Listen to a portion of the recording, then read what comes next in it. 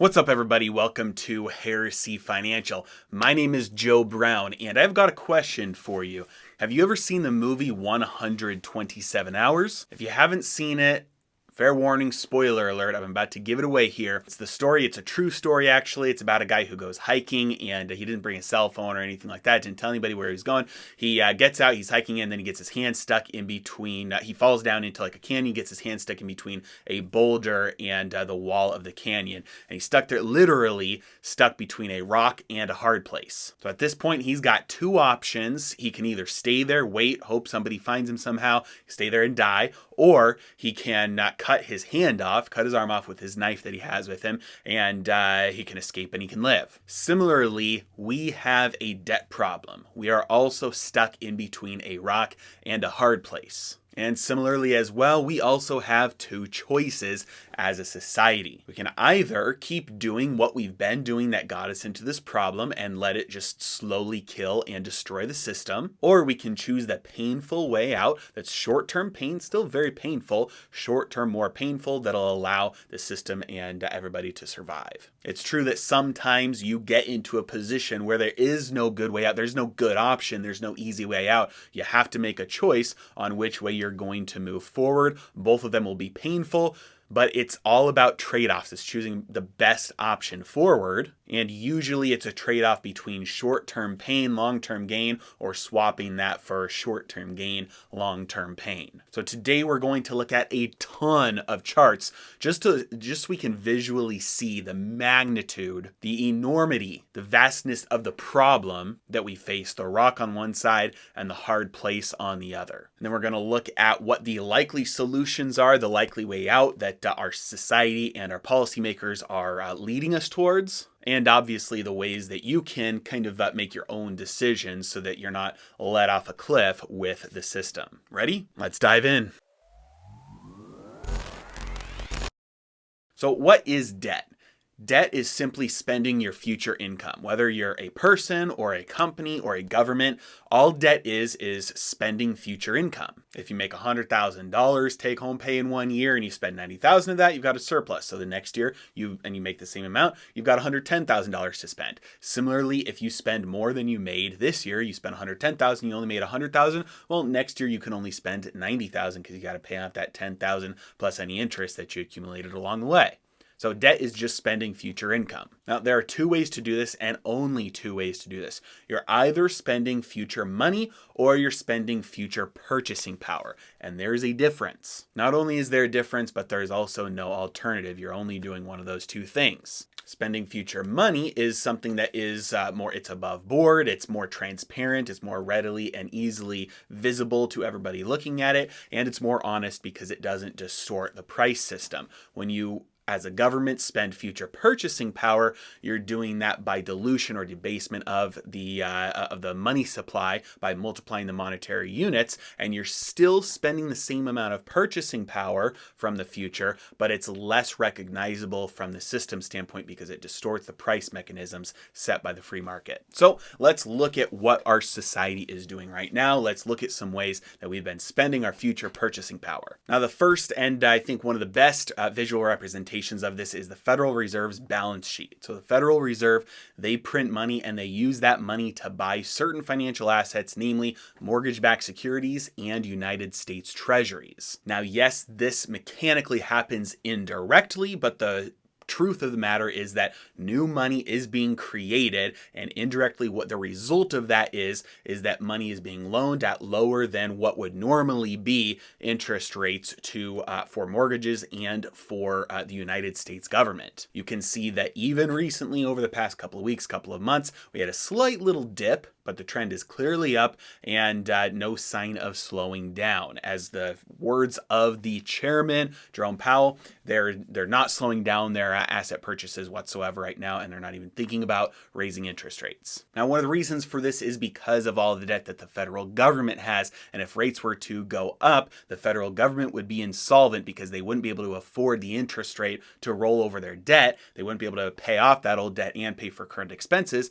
as shown by this chart, which just shows. Obviously, this is the federal debt, the total public debt. So obviously this number goes up and up and up, and no sign of it slowing down or reversing its course. And at this point, it is so far beyond anything that is even remotely considered to being able to be paid back that at this point there's really no honest discussion about lowering the national debt. It's not possible at this point. This is money that has been spent, and it is purchasing power that has been borrowed from the future. It's not money units borrowed from the future, because that in monetary units in the number of dollars cannot be repaid, but that purchasing power was really borrowed from the future, and that has a real effect. This chart looks at the total debt to equity for the United States, and this is just looking at the last couple of years. You can see it is clearly trending upwards. There's no reversal in this debt growth. Now, if we look at total public debt, so public is different than private, right? Public is going to be government debt, and you look at it as a percent of GDP, there was a big spike at the beginning of this year, which makes sense, right? Given what happened at the beginning of this year,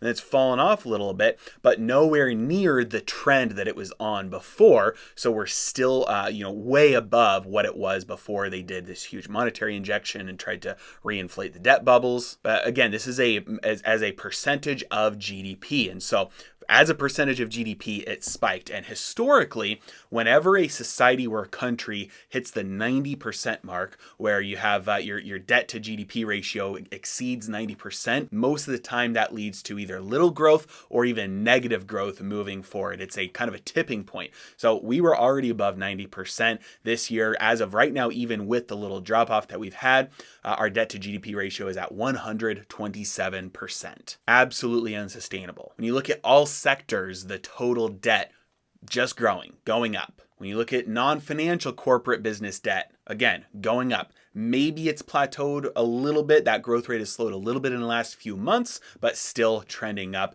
and accelerating from a long-term perspective. Now here we're looking at the total debt for businesses, corporate debt as a percentage of their market value. So you're looking at their stocks, their total market value, how much debt they have. You can see here relatively low. So you might look at this and think, hey, well this doesn't look, this looks relatively good, right? But the problem is what this is more of a reflection of overvaluations in equity markets. It doesn't speak at all to a small debt load. And you can see here at the very end, this little spike here, that was when we had the market crash, February and March, and this started to come back into a little bit more of a balance. So this chart is showing how much overvalued the equity markets are, even in light of the massive debt loads that exist right now. Now, when you look at the debt loads of households and nonprofit organizations, same thing here.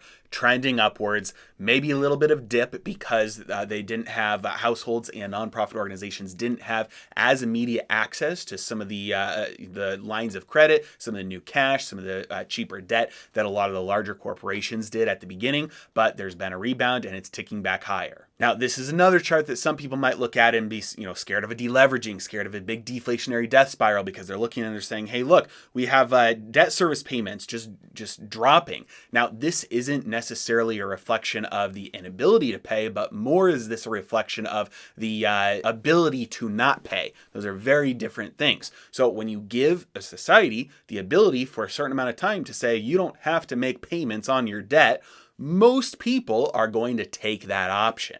So this is more a reflection of the ability to not pay rather than the inability to pay. Now, this is a popular one. It's being talked about a lot recently, is the ballooning student debt crisis, the massive amount of student debt out there. And yes, it's just growing. Obviously, no signs of slowing down here. Now, this chart is from the 90s. This is the delinquency rate on credit cards. And you can see this is another area where somebody might look at this and say, hey, we're seeing, deleveraging, people aren't spending as much. And that's why we're seeing a drop off in delinquency payments on credit cards. People they're deleveraging their own, personal balance sheets. They're paying off their debt. They're not, spending as much as they were. And this is, ultimately bad for society. Again, most of this is just due to the ability to not have to pay. So delinquencies go down. And in light of all the other data that shows how much debt is still growing all across our system, this is not indicative of deleveraging systemically. There might be a little bit of paying off credit cards while people have the chance, while people are in deferment or,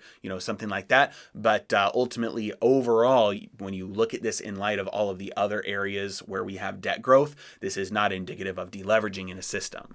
Now this chart, the consumer loans, credit cards, other revolving plans at banks, this one does have a little bit more evidence of deleveraging in a system. And a big chunk of this, paying down these debt lines came from the stimulus checks. A lot of people that didn't need to spend that to pay for their bills used it to pay down their credit cards, pay down their loans. Now, a lot of people are spouting the same line over and over again that the Fed can print all the money they want, but if the banks aren't lending, there won't be inflation. And if people aren't spending, there won't be inflation. This is one of those things we have to pay attention to, because when things are scary and when things are tight, people pay down their debt. People get careful. People, they save more. They pay down some of their debt so they have more capacity. As things start to feel like they're going back to normal and people think the economy is going to start to get back up on its feet again, this trend will reverse. This will skyrocket. People start spending again, getting back into those normal habits that Americans have developed for decades. That doesn't change on a dime. Maybe it changes for some people, but not overall. Further, this shows that it's not that, at least for consumers, a lot of it is not that banks aren't lending, it's that people aren't borrowing. And there's a big difference there, because banks only make money when they lend. And the word on the street is that banks are actually trying to lend, especially as small banks are getting beaten out by the big banks who are able to lend at better rates. And so there's not an unwillingness to lend systemically from the banks. There's really an unwillingness to borrow right now, because there was a big injection of money. People got the money they needed, and they're in this phase right now where they're waiting to spend. And as people start to spend again, as we move into the next couple of months, this will start to skyrocket as people start to borrow more and get back into their same old habits. Virtually no change in auto loans. You can see that all the debt for car loans barely changed and is still sticking with that upward trend. Now we have to pause here and we have to ask ourselves a question. When you have an economic shock, why wasn't there a giant deleveraging? Why wasn't there a big deflationary death spiral? Because the system was so over leveraged already, had so much debt already. From a historical perspective, why did that not cause a big collapse? And the big reason is because debt, a lot of it was purchased and it was absorbed, and that was done by the printing of money, by the injection of new money into the system. We had a giant expansion of money supply, no matter how you measure it, whether you want to measure it with M1. You can see here, big spike in M1, and recently another big spike in M1. We had a giant spike in M2. We had a giant spike in M3. These are all different ways to measure the total money supply, because there are different opinions on where money is in a system, whether it counts as being part of the total money supply or not at that time. But it really doesn't matter how you measure this. However you measure the money supply, it has grown. And this is the problem. When you build a system that is built on debt, that debt is just spending future purchasing power, or it's spending future money. And so if you choose the hard way out, you get a deflationary death spiral, you get a big deleveraging, and every company, every household, every person that is built on a mountain of debt collapses, because there is no ability to repay that with the same purchasing power that was used before. There's not enough money in the system for that. There's way more debt than there actually is money. Now, I talked about before how there's always a trade-off, and sometimes you get into a spot between a rock and a hard place, but there's always a trade-off, and usually one of those is going to be short-term pain and one of those is going to be long-term pain. And so you have to make the choice which one is healthier for society overall. The problem is the one that's healthier long-term is political suicide, because who in their right mind would, as somebody who wants to be elected, as somebody who is vying for a position of power, who in their right mind in that position would make a decision that would cause people joblessness, that would cause a ton of wealth to be destroyed, that would cause businesses and entire sectors or industries potentially to just go under and collapse? Nobody would make that decision. That's the decision of cutting off your hand that will allow the body to survive, body to escape, but you have to inflict a ton of short-term pain, and it hurts, and real people do not like that. That's why governments historically, they don't take that option. So the only alternative then is to create enough money